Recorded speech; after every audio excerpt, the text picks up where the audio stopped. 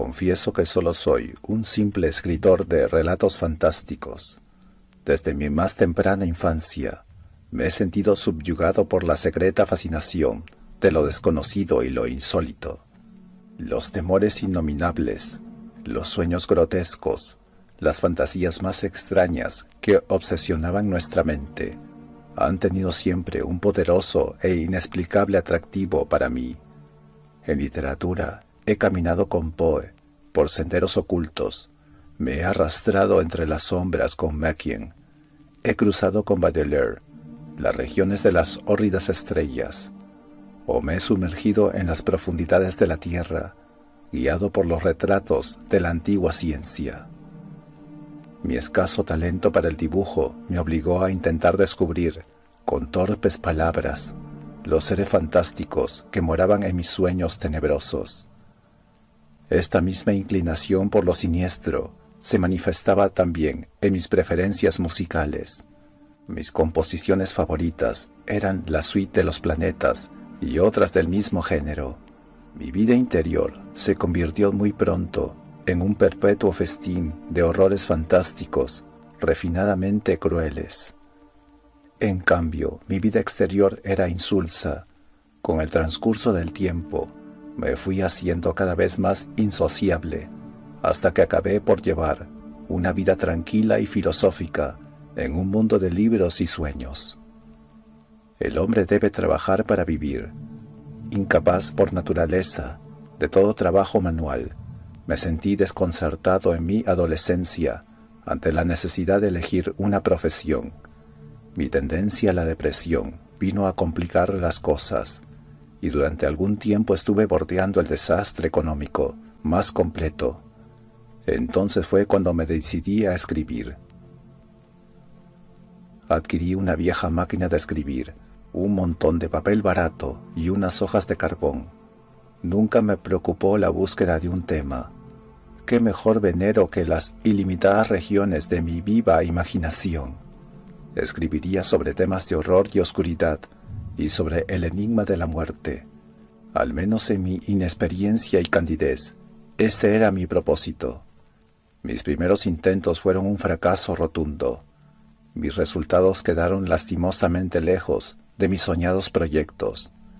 En el papel, mis fantasías más brillantes se convirtieron en un revoltijo insensato de pesados adjetivos, y no encontré palabras de uso corriente con que expresar el terror portentoso de lo desconocido. Mis primeros manuscritos resultaron mediocres, vulgares. Las pocas revistas especializadas de este género los rechazaron con significativa unanimidad. Tenía que vivir. Lentamente, pero de manera segura, comencé a ajustar mi estilo a mis ideas. Trabajé laboriosamente las palabras, las frases y las estructuras de las oraciones. Trabajé duramente en ello. Pronto aprendí lo que era sudar, y por fin uno de mis relatos fue aceptado. Después un segundo, y un tercero, y un cuarto. Enseguida comencé a dominar los trucos más elementales del oficio, y comencé finalmente a vislumbrar mi porvenir con cierta claridad. Retorné con el ánimo más ligero a mi vida de ensueños y a mis queridos libros. Mis relatos me proporcionaban medios un tanto escasos para subsistir, y durante cierto tiempo no pedí más a la vida. Pero esto duró poco. La ambición, siempre engañosa, fue la causa de mi ruina. Quería escribir un relato real, no uno de esos cuentos efímeros y estereotipados que producía para las revistas, sino una verdadera obra de arte. La creación de semejante obra maestra llegó a convertirse en mi ideal. Yo no era un buen escritor, pero ello no se debía enteramente a mis errores de estilo. Presentía que mi defecto fundamental radicaba en el asunto escogido. Los vampiros, hombres lobos, los profanadores de cadáveres, los monstruos mitológicos, constituían un material de escaso mérito. Los temas e imágenes vulgares, el empleo rutinario de adjetivos y un punto de vista prosaicamente antropocéntrico eran los principales obstáculos para producir un cuento fantástico realmente bueno. Debí elegir un tema nuevo, una intriga verdaderamente extraordinaria. Si pudiera concebir algo realmente teratológico, algo monstruosamente increíble. Estaba ansioso por aprender las canciones que cantaban los demonios al precipitarse más allá de las regiones estelares, por oír las voces de los dioses antiguos, susurrando sus secretos al vacío preñado de resonancias. Deseaba vivamente conocer los terrores de la tumba, el roce de las larvas en mi lengua, la dulce caricia de una podrida mortaja sobre mi cuerpo. Anhelaba hacer mías las vivencias que yacen latentes en el fondo de los ojos vacíos de las momias, y ardía en deseos de aprender la sabiduría que solo el gusano conoce. Entonces podría escribir la verdad, y mis esperanzas se realizarían cabalmente. Busqué el modo de conseguirlo. Serenamente comencé a escribirme con pensadores y soñadores solitarios de todo el país. Mantuve correspondencia con un eremita de los montes occidentales, con un sabio de la región desolada del norte y con un místico de Nueva Inglaterra. Por medio de este tuve conocimiento de algunos libros antiguos que eran tesoro y reliquia de una ciencia extraña. Primero me citó con mucha reserva algunos pasajes del legendario Necronomicon. Luego se refirió a cierto libro de Avon, que tenía fama de superar a los demás por su carácter demencial y blasfemo. Él mismo había estudiado aquellos volúmenes que recogían el terror de los tiempos originales, pero me prohibió que ahondara demasiado en mis indagaciones. Me dijo que, como hijo de la embrujada ciudad de Arkham, donde aún palpitan y acechan sombras de otros tiempos, había oído cosas muy extrañas, por lo que decidió apartarse prudentemente de las ciencias negras y prohibidas. Finalmente, después de mucho insistirle, consintió de mala gana en proporcionarme los nombres de ciertas personas que a su juicio podrían ayudarme en mis investigaciones. Mi corresponsal era un escritor de notable brillantez, gozaba de una sólida reputación en los círculos intelectuales más exquisitos, y yo sabía que estaba tremendamente interesado en conocer el resultado de mi iniciativa. Tan pronto como su preciosa lista estuvo en mis manos, comencé una masiva campaña postal con el fin de conseguir libros deseados. Dirigí mis cartas a varias universidades, a bibliotecas privadas, a astrólogos afamados y a dirigentes de ciertos cultos secretos de nombres oscuros y sonoros. Pero aquella labor estaba destinada al fracaso. Sus respuestas fueron manifiestamente hostiles. Estaba claro que quienes poseían semejante ciencia se enfurecían ante la idea de que sus secretos fuesen develados por un intruso. Posteriormente recibí varias cartas anónimas llenas de amenazas e incluso una llamada telefónica verdaderamente alarmante. Pero lo que más me molestó fue el darme cuenta de que mis esfuerzos habían resultado fallidos. Negativas, evasivas, desaires, amenazas. Debía buscar por otra parte. Las librerías. Quizá descubriese lo que buscaba en algún estante olvidado y polvoriento. Entonces comencé una cruzada interminable. Aprendí a soportar mis numerosos desengaños con impasible tranquilidad. En ninguna de las librerías que visité habían oído hablar del espantoso Necronomicon, del maligno libro de Avon, ni del inquietante Cult Skulls. La perseverancia acaba por triunfar. En una vieja tienda de South Dearborn Street, en unas estanterías arrinconadas, acabé por encontrar lo que estaba buscando. Allí, encajonado entre dos ediciones centenarias de Shakespeare, descubrí un gran libro negro con tapas de hierro. En ellas, grabado a mano, se leía el título The Vermis Mysteries, o Los misterios del gusano. El propietario no supo decirme de dónde procedía el libro aquel. Quizá lo había adquirido hace un par de años en algún lote de libros de segunda mano. Era evidente que desconocía su naturaleza, ya que me lo vendió por $1. Encantado por su inesperada venta, me envolvió el pesado mamotreto y me despidió con amable satisfacción. Yo me marché apresuradamente con mi precioso botín debajo del brazo. Lo que había encontrado. Ya tenía referencias del libro. Su autor era Lugin Pring y había perecido en la hoguera inquisitorial en Bruselas, cuando los juicios por brujería estaban en su apogeo. Había sido un personaje extraño, alquimista, nigromante y mago de gran reputación. Alardeaba de haber alcanzado una edad milagrosa, cuando finalmente fue inmolado por el fiero poder secular. De él se decía que se proclamaba el único superviviente de la Novena Cruzada, y exhibía como prueba ciertos documentos mohosos que parecían atestiguarlo. Lo cierto es que, en los viejos cronicones, el nombre de Lugin Pring figuraba entre los caballeros servidores de Montserrat.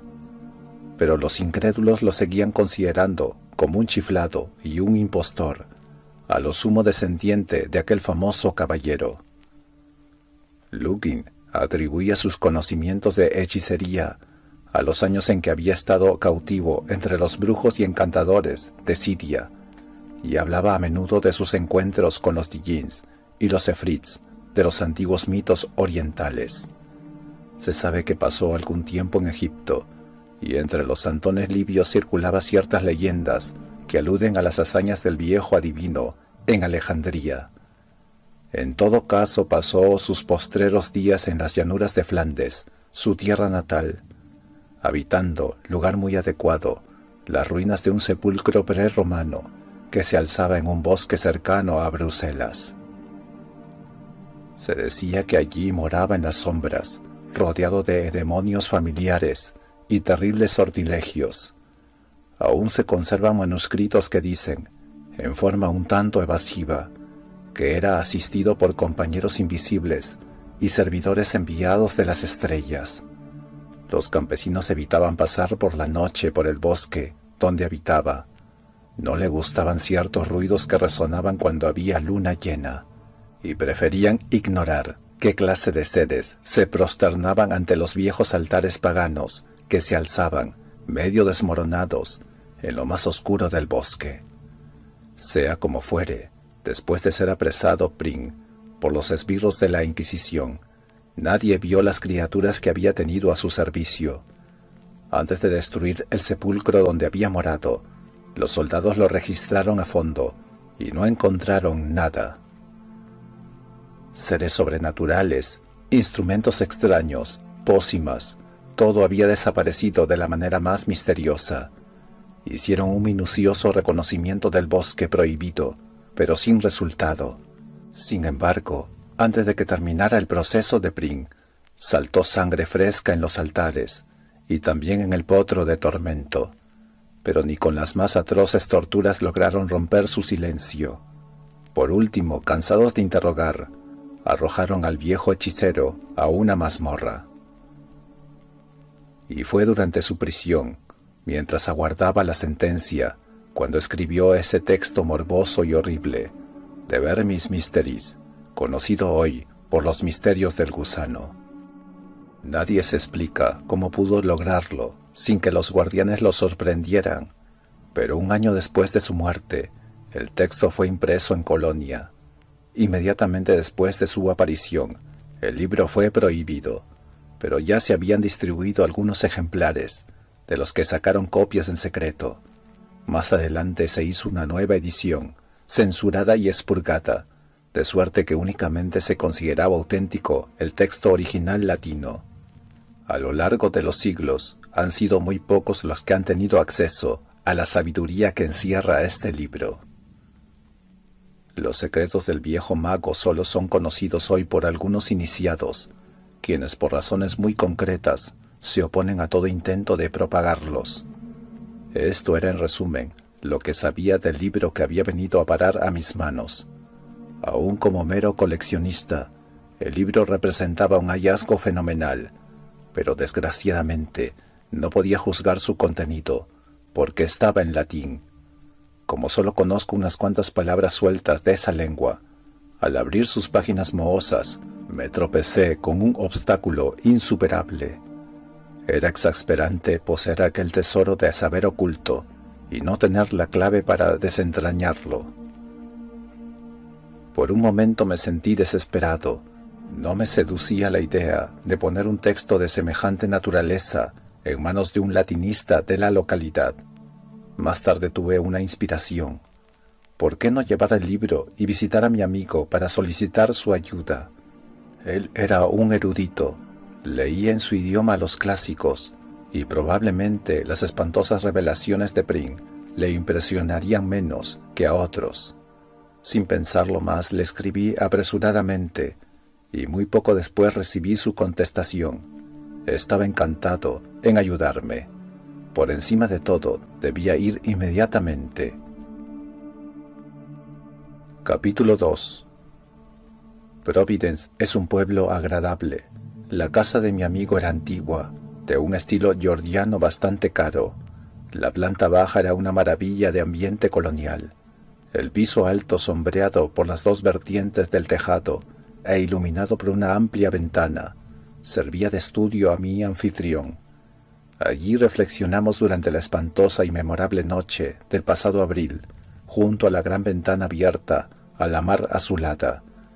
Era una noche sin luna, una noche lívida en que la niebla llenaba la vacía oscuridad de sombras aladas. Todavía puedo imaginar con nitidez la escena. La pequeña habitación iluminada por la luz de la lámpara, la mesa grande, las sillas de alto respaldo, los libros tapizaban las paredes, los manuscritos se apilaban aparte, en archivadores especiales.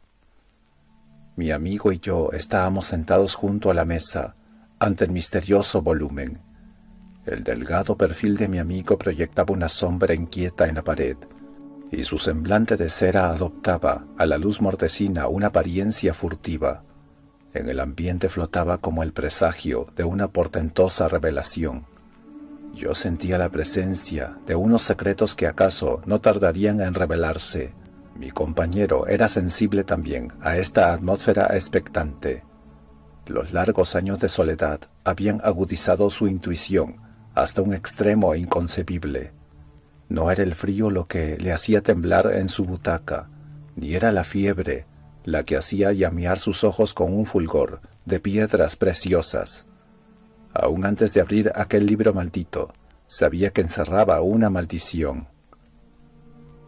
El olor a moho que desprendían sus páginas antiguas traía consigo un vaho que parecía brotar de la tumba. Sus hojas descoloridas estaban carcomidas por los bordes. Su encuadernación de cuero estaba roída por las ratas, acaso por unas ratas cuyo alimento habitual fuera singularmente horrible. Aquella noche había contado a mi amigo la historia del libro y lo había desempaquetado en su presencia. Al principio parecía deseoso, ansioso diría yo, por empezar enseguida su traducción. Ahora en cambio vacilaba, insistía en que no era prudente leerlo. Era un libro de ciencia maligna.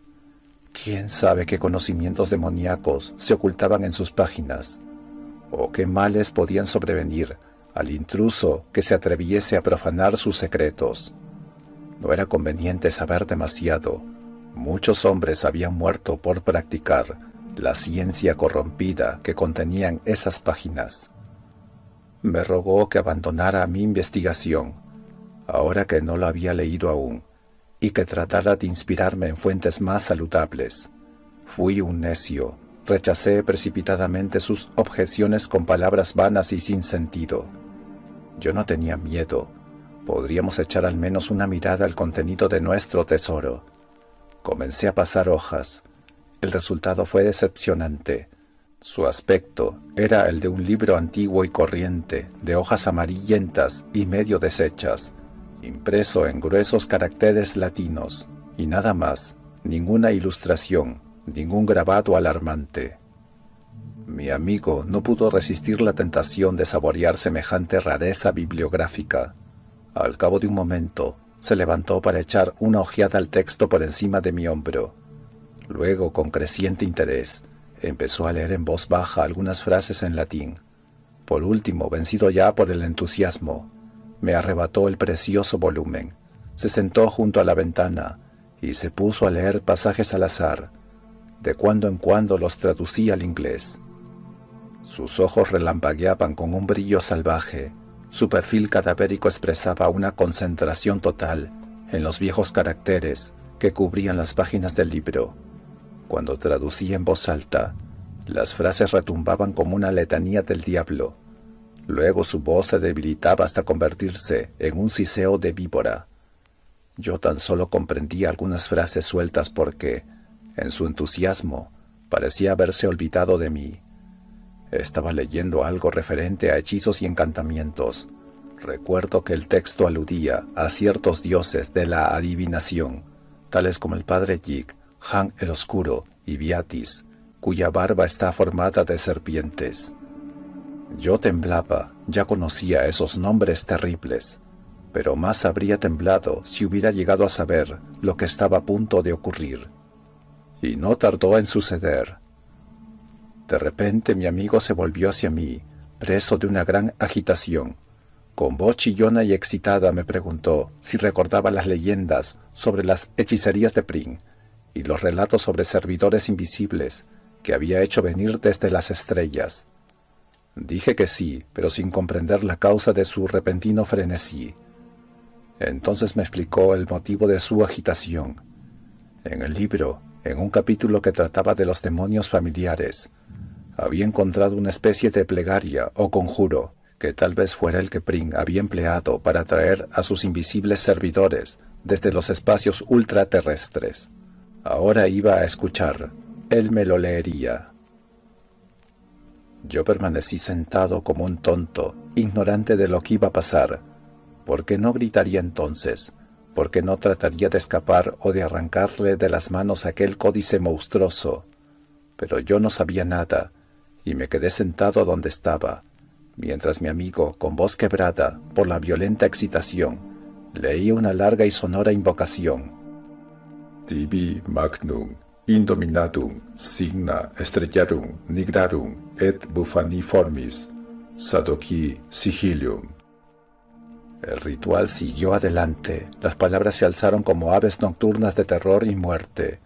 Temblaron como llamas en el aire tenebroso y contagiaron su fuego letal a mi cerebro. Los acentos atronadores de mi amigo producían un eco infinito, más allá de las estrellas más remotas. Era como si su voz, a través de enormes puertas primordiales, alcanzara regiones exteriores, a toda dimensión, en busca de su oyente, y lo llamara a la tierra. ¿Era todo una ilusión? No me paré a reflexionar, y aquella llamada, proferida de manera casual, obtuvo respuesta. Apenas se había apagado la voz de mi amigo en nuestra habitación, cuando sobrevino el terror. El cuarto se tornó frío. Por la ventana entró aullando un viento repentino que no era de este mundo. En él cabalgaba como un plañido, como una nota perversa y lejana. Al oírla, el semblante de mi amigo se convirtió en una pálida máscara de terror. Luego las paredes crujieron y las hojas de la ventana se combaron ante mis ojos atónitos.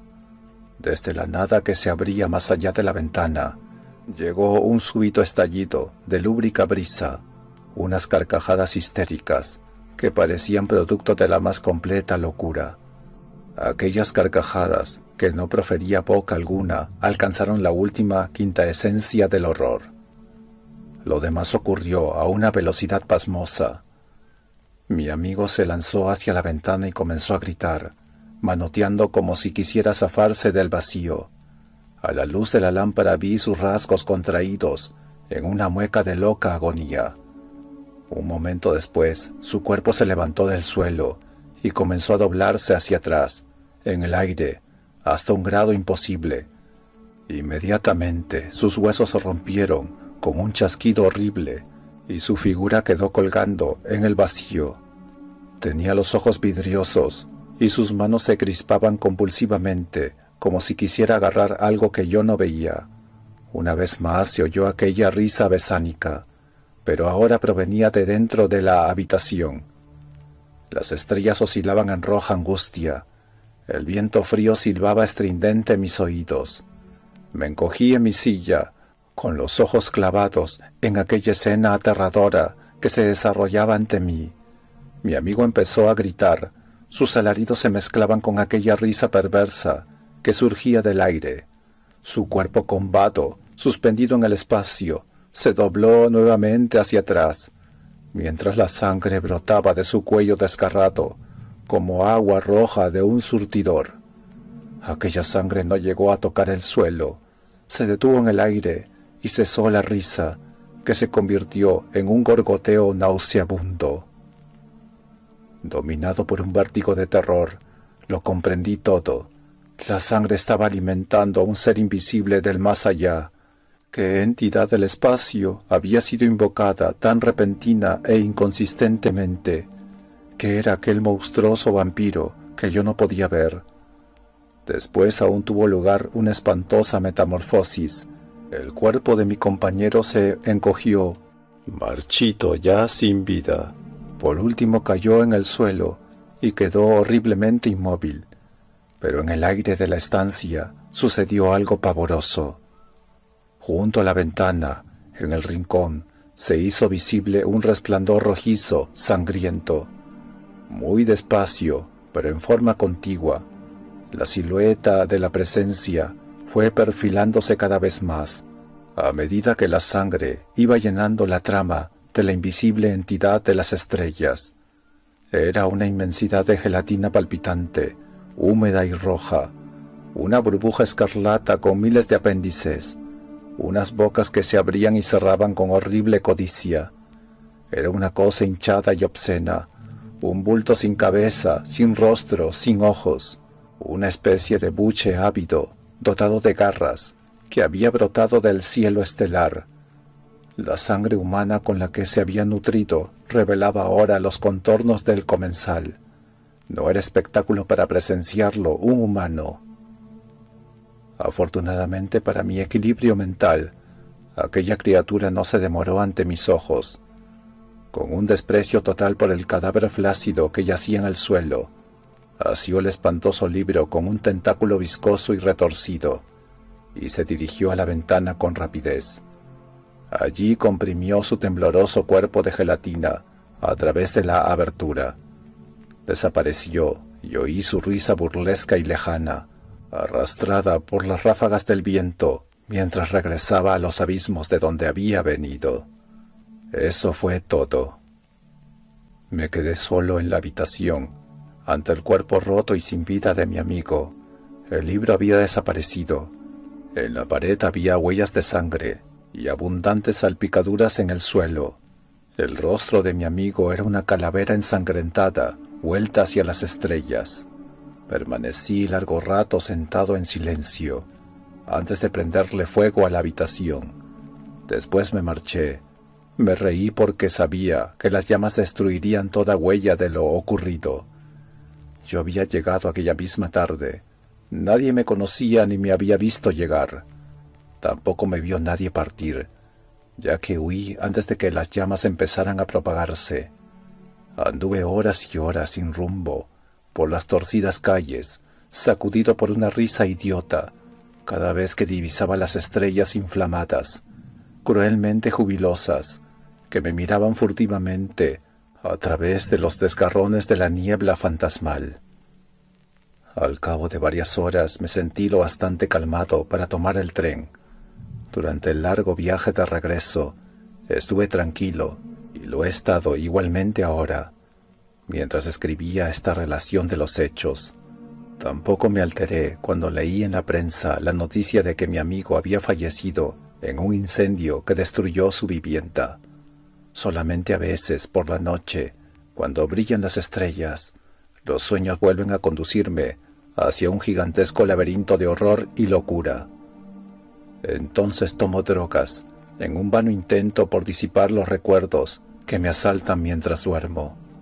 Pero esto tampoco me preocupa demasiado, porque sé que no permaneceré mucho tiempo aquí. tengo la certeza de que veré, una vez más, aquella temblorosa entidad de las estrellas.